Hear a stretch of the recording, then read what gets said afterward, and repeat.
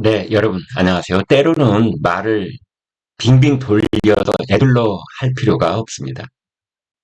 그냥 우리가 사사로운 자리에서, 저 친구들하고 무랑없이 얘기할 때 그냥 툭 나오는 말이 있지 않습니까? 그것이 오랫동안 지속되는 진실이고, 우리 모두가 가지고 있는 자기 나름대로의 통찰력들이 한데 모이는 그런 방식이라고도 할 수 있습니다. 이제는 그 SNS가 엄청나게 발달된 상황에서 거의 온 국민이 모든 정치 뉴스를 실시간으로 다 접하고 거기에 대한 생각들을 나름대로 다 정리하고 계시기 때문에 예전처럼 몇몇 사람이 정보를 이렇게 독점하고 있다든지 어떤 정보 하나가 발생을 했는데 그게 온 나라에 퍼지기까지 뭐 일주일이 걸리고 이런 때가 아니지 않습니까? 이제는 거의 한 시간 상관으로다가 모든 사람들이 다 알게 되는 그런 세상에 살고 있습니다. 그래서 나름대로 모든 사람이 모든 생각을 자기의 어떤 인사이트, 이 통찰력을 다 가지고 계시는 겁니다. 그래서 우리가 툭 이렇게 하게 되는 말, 이제 이게 사실은 진실이다. 저는 그렇게 믿습니다. 지금은 한동훈의 시간입니다. 누가 뭐라고 해도 우리나라에서 가장 각광받고 있는 국민적인 어떤 여망이 모아진 단 한 사람을 꼽으라면 한동훈 말고는 떠오르는 사람이 없습니다. 물론 윤석열 대통령도 있고 또 야당 쪽에도 전국적인 지명도를 가지고 있고 나름대로 그 지지층과 지분을 가지고 있는 인사들이 있지요. 그리고 이 국민의힘 쪽에서도 한동훈이 전국적인 인물로 부상하기 오래 전부터 이미 모든 국민이 알고 있고 대선 주자를 했고 이런 사람들이 어디 한둘입니까? 많이 있지요. 그러나 2024년 1월 하순에 있어서 지금 어떤 국민적 총아라고 할 수 있는 사람은 한동훈이다. 한동훈의 시간이다. 한동훈이 지금 별의 순간을 맞이하고 있다. 이렇게 볼 수 있는 겁니다. 과거에 뭐 조국은 책을 내서 조국의 시간 뭐 이런 말도 썼고 추미애는 추미애의 깃발이라는 책도 냈는데요. 지금 깃발을 든 자기의 시간을 구가하고 있는 사람은 한동훈인 겁니다. 더불어민주당을 탈당을 해서 미래대연합 신당 창당을 하고 있는 김종민 의원 공동창당준비위원장입니다. 광주에서 이런 발언을 했습니다. 이재명, 한동훈과 붙으면 이길까? 어림없다. 어림없다고 그랬습니다. 호박지세다. 빙이다. 잘하면 승산이 있을 것이다. 아이고, 네버 꿈도 꾸지 마세요.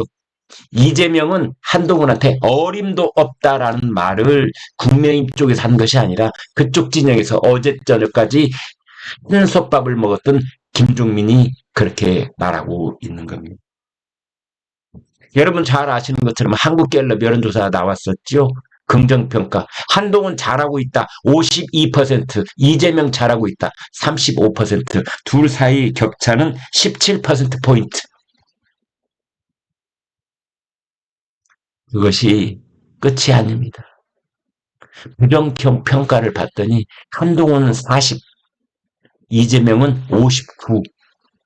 그러면 제가 간단한 산수, 산수 이 더하기 뺄셈을 하나만 해보겠습니다. 한동훈은 잘하고 있어. 못하는 것 같은데 이 긍정평가 마이너스 부정평가를 하면은 플러스 12점입니다. 플러스 12점. 그런데 이재명은 잘하고 있어라는 긍정평가 빼기 못하고 있어 부정평가 59%를 빼면은 마이너스 24.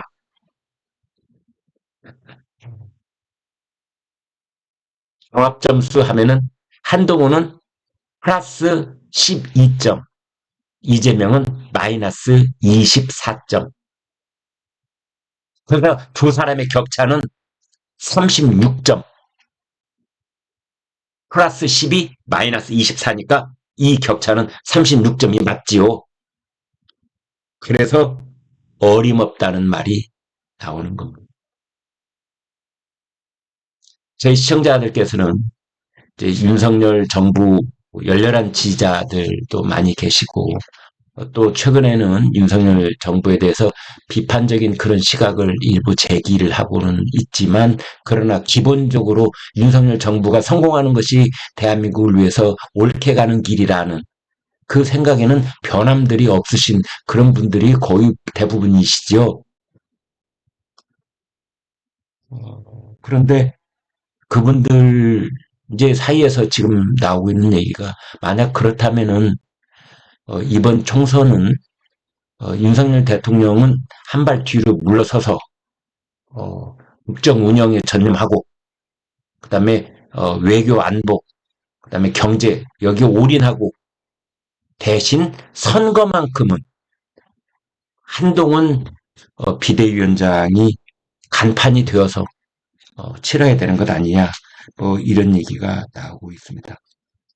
진중권 교수가 그런 얘기를 했습니다. 그렇게 해야 되는 이유는 윤석열 대통령 지지율보다 한동훈 위원장의 지지율이 높기 때문이다. 최근에 벌어진 뭐 정면 충돌, 뭐 일단 봉합, 뭐 이렇게 얘기를 하고 있는 그 사태를 이제 우리가 지나오면서 한동훈의 승리다. 물론 윤석열 대통령이 패배했다 그런 뜻은 절대 아니고요. 그러나 한동훈이 돋보였던 건 사실 아니냐. 그 현실. 우리가 그냥 깊은 생각, 오랜 토론, 그거 거칠 필요 없이 툭 튀어나오는 말. 한동훈의 시간이라고 이야기하는 것처럼 대통령이 내치려고 해도 내치지 못했지 않느냐. 이런 겁니다. 아까 말씀드린 그 여론조사, 한국갤럽 여론조사에서 보면요. 한동훈은 광주 전라도를 빼놓은 전 지역에서 이재명을 이기고 있습니다. 반대로 이재명은 광주 전라도에서만 이기고 있을 뿐 전 지역에서 한동훈한테 패배하고 있는 겁니다.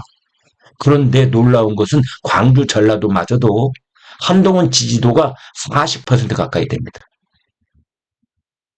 놀라운 숫자가 아닐 수 없다. 저는 그렇게 보는 겁니다. 그런데 진중권 교수가 이런 말을 했습니다.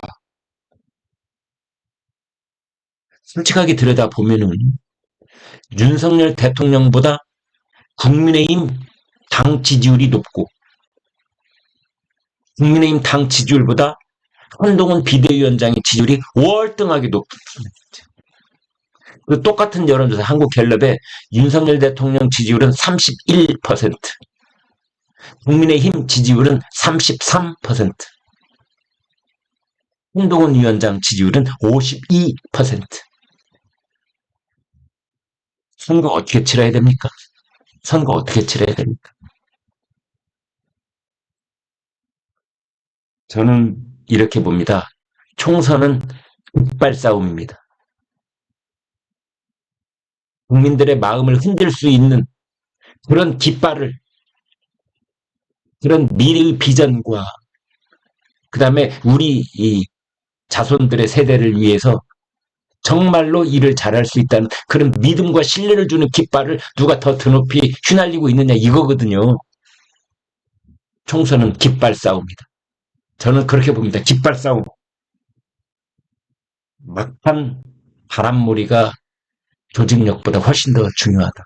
그런데 그 깃발은 양쪽 진영의 깃발은 장수가 타고 있는 말에 꽂혀 있는 겁니다. 국민의힘 쪽에 선봉장이 누굽니까? 한동훈. 더불어민주당의 선봉장이 누굽니까? 이재명. 이재명이 탄 말에 이번 총선의 민주당 깃발이 꽂혀 있는 거고 한동훈이 탄 말에 국민의힘의 총선 깃발이 꽂혀 있는 겁니다.